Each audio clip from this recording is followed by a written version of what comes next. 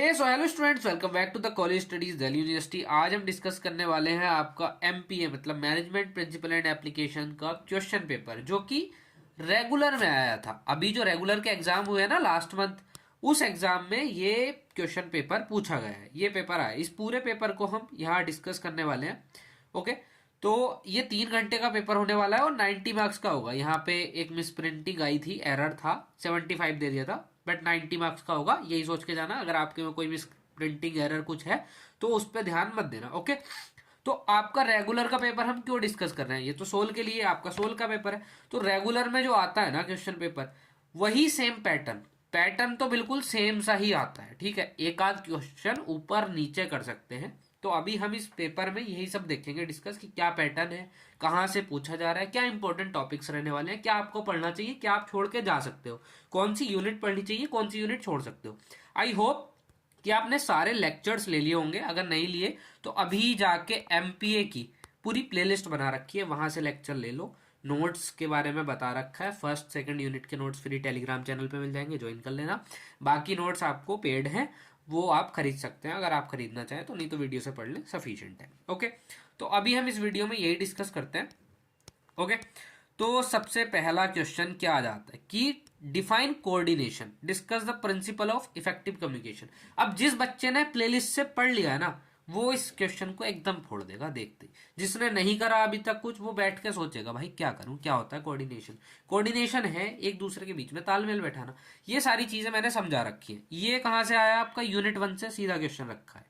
ठीक है, दूसरा ये एक्सपेरिमेंट्स पे आपका क्वेश्चन पूछ लिया है। यहाँ पे कोई थ्योरी पे आपका क्वेश्चन पूछ सकता है, ठीक है, मैनेजमेंट थ्योरीज वगैरह के में। ठीक है, तो ये थ्योरीज भी करा रखी है, ये भी आपका सिंपल यूनिट 1 में करा रखा है। ओके, इसके ऑप्शनल में क्या क्वेश्चन आया है, इसके ऑप्शनल में जो क्वेश्चन आया है वो आया है वैल्यू ओरिएंटेड होलिस्टिक मैनेजमेंट। और इसमें दूसरा पूछ लिया कि भगवत गीता के लेसन्स जो है, जो कंट्रीब्यूट करते हैं मैनेजरियल सक्सेस के लिए, कि मैनेजमेंट में भगवत गीता कैसे ऐसे एक तरीके से इन्फ्लुएंस करती है, या इंस्पिरेशन है, या वहां से क्या लेसन्स आप ले सकते हैं। तो ये टॉपिक जो है ना आपका यूनिट 5 में मेंशन्ड है। ठीक है, तो वो आप सारा कुछ प्लेलिस्ट से पढ़ सकते हैं। बाकी मैं इसके बाद एक और वीडियो लाऊंगा जिसमें सभी क्वेश्चंस के आंसर्स होंगे, सारा कुछ बताऊंगा कैसे करना है। ठीक है, काफी इंपॉर्टेंट क्वेश्चंस वहां होने वाले। Then explain the contingency approach to management. Contingency approach क्या है मैनेजमेंट की, और ये कैसे डिफरेंट है क्लासिकल मैनेजमेंट थ्योरीज, क्लासिकल और न्यू क्लासिकल थ्योरीज वगैरह सब पढ़ाई है ना। तो ये भी सिंपल यूनिट 1 में आपका क्वेश्चन है। यूनिट 1 से आपके नोट्स में से ये सब कुछ कवर हो जाएगा। ओके, देन सेकंड आता है what do you understand by the objectives. Management के ऑब्जेक्टिव्स क्या है, एमबीओ मैनेजमेंट बाय ऑब्जेक्टिव करके भी वो है। तो ये सब कुछ मैंने, या नेचर क्या है उसके ऑब्जेक्टिव्स के, तो ये सारा कुछ यूनिट 1 से ही पूछा गया है, नोट्स में सिंपली मेंशन्ड है। देन अगला आता है what is meant by bounded rationality in decision making. ठीक है, तो ये अभी मैंने, ये जो है हमारे नोट्स में ये वाला टॉपिक कवर नहीं है। 2 क्वेश्चन आपको ऐसे मिलेंगे जो कि कवर नहीं है। मैं सिंपल साफ बात कहता हूं, ये नहीं कि अपने नोट्स की बढ़ाई मारूं या कुछ टॉपिक्स 1-2 इधर उधर से एक्स्ट्रा निकल के आते हैं, बट मैं सोल के पेपर में गारंटी ले सकता हूं वहां निकल के नहीं आएगा। ठीक है, तो मतलब 99% है, 1% का चांस देखो किसी का नहीं है। डेटॉल भी नहीं लेता क्योंकि कीटाणु छोड़ ही देता है 1%। ओके, तो बाउंडेड रेशनैलिटी के ऊपर क्वेश्चन आया। इस क्वेश्चन को हम बहुत ही अच्छे से डिस्कस करेंगे नेक्स्ट वीडियो में।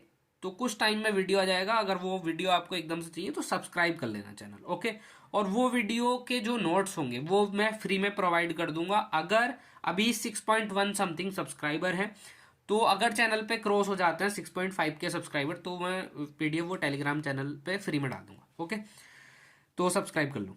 Explain how it differs from perfect rationality in managerial decision. ठीक है, तो ये यूनिट 2 से समथिंग है ऐसे, या मैनेजरियल डिसीजन यूनिट 3 से भी हम एक तरीके से मान सकते हैं। तो मैनेजरियल डिसीजन अपने आप में पूरा एक वास्ट टॉपिक है, वो यहाँ से पूरा कुछ आ जाएगा। ओके, तो ये it's just like a combination of different units. Then इसका ऑप्शनल जो आता है, ये भी explain the concept of industry structure analysis. इसमें हम जैसे प्रोडक्ट एनालिसिस क्या है, डिपार्टमेंटाइजेशन कर दिया उसका, या इंडस्ट्री का क्या स्ट्रक्चर है, तो वो हम यहाँ फॉलो कर रहे हैं। ठीक है, तो ये आपका यूनिट 1 में दे रखा है, कराया हुआ है। Define the term micro environment. Micro environment क्या होता है, मैक्रो एनवायरमेंट क्या होता है, ठीक है, और इसके कंपोनेंट क्या है ब्रीफ में ये भी हम अगले उसमें समझ लेंगे। ओके, वैसे ओवरव्यू के लिए बता दूं, मैक्रो की बड़ा बाहर का एक्सटर्नल एनवायरनमेंट और माइक्रो उसी के अंदर का। ठीक है, तो अभी हम इसे डिस्कस करेंगे नेक्स्ट वीडियो में। यहाँ से आपको आइडिया लग जाएगा क्या इंपॉर्टेंट है क्या नहीं, अभी आप क्या पढ़ सकते हो क्या छोड़ सकते हो। ओके, देन क्वेश्चन नंबर 3 है what is organisational design. Organisational design क्या है? Explain the factor influencing organisational design. क्या फैक्टर उसको डिजाइन को, जो ऑर्गेनाइजेशन का स्ट्रक्चर है एक तरीके से, उस पर या कैसे बनाया हुआ। तो ये आपका यूनिट 3 से आया, तो यूनिट 3 आप पढ़ लेना, काफी इंपॉर्टेंट है। यहाँ सिंपल 18 नंबर का पूछ लिया गया है, और आपका आगे यूनिट जो 5th क्वेश्चन आएगा अभी, उसमें भी एक शॉर्ट नोट आ गया है। Okay, explain in brief the principle of organisation, ये भी यूनिट 3 से। और इसके चॉइस में 2 क्वेश्चन है, सेंट्रलाइजेशन डिसेंट्रलाइजेशन का डिफरेंस करा रखा है नोट्स में, और उससे अगला जो आ जाता है फॉर्मल और इनफॉर्मल के बीच में डिफरेंस है। ये काफ़ी इजी क्वेश्चन है, ये भी सब यूनिट 3 से ही आपका पूरा क्वेश्चन नंबर 3 पूछ लिया गया है। यूनिट 4 से आपका क्वेश्चन नंबर 4 जो है वो पूरा का पूरा यूनिट 4 से, इसके ऑप्शनल पार्ट भी और ये भी। ओके, तो इसमें explain the importance of leadership क्या है, लीडरशिप मैनेजमेंट क्या है, उसके क्या लीडरशिप के क्या स्टाइल्स हैं, और मैनेजरियल कंट्रोल टेक्निक्स क्या है, और उसका प्रोसेस क्या होता है, तो उसको पूरा करके बताना है लंबा करके। ठीक है, देन ये हायरार्की थ्योरी आ गई है, ये भी सब समझा रखा है मोटिवेशन के लिए, सब यूनिट 4 में है। फाइनेंशियल रेशियोज इन मैनेजरियल कंट्रोल, उनका क्या रोल होता है, और परफॉर्मेंस इवोल्यूशन को कैसे असिस्ट कर सकते हैं। ओके, वो ये फाइनेंशियल रेशियोज कैसे असिस्ट करते हैं परफॉर्मेंस मैनेजमेंट को। ओके, देन यूनिट 5 आता है। यूनिट 5 में आपका इफेक्टिव डेलीगेशन ऑफ अथॉरिटी। अब हमारे पास कोई अथॉरिटी है, तो हमने उसे टुकड़ों में बांट दिया, उसको डेलीगेशन कर दिया।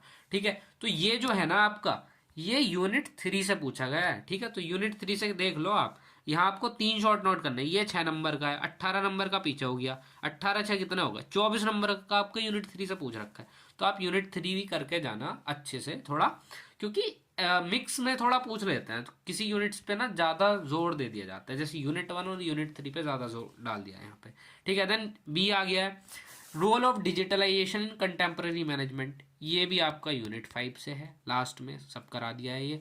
Entrepreneurship and its role in economic development, unit 5।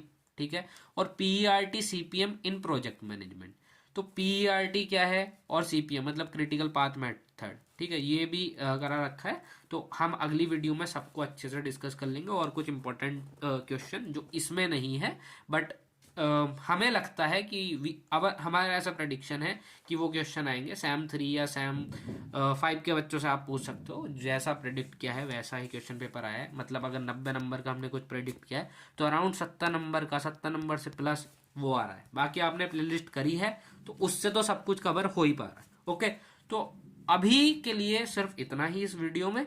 हम नेक्स्ट वीडियो में सारा कुछ डिस्कस कर लेंगे। चैनल पे नए हो तो चैनल सब्सक्राइब कर दो, दोस्तों के साथ शेयर कर दो। अपने सोल के जो ग्रुप बने हुए हैं ना, ये सोल के जो ग्रुप है जिसमें चैटिंग करते हो तुम फालतू फालतू की, उसमें या काम की भी करते होगे, मैं सबको ऐसा नहीं बोल रहा, तो आप उसमें ये वीडियो का लिंक शेयर कर दो। Okay, thanks for watching and best of luck for your exams.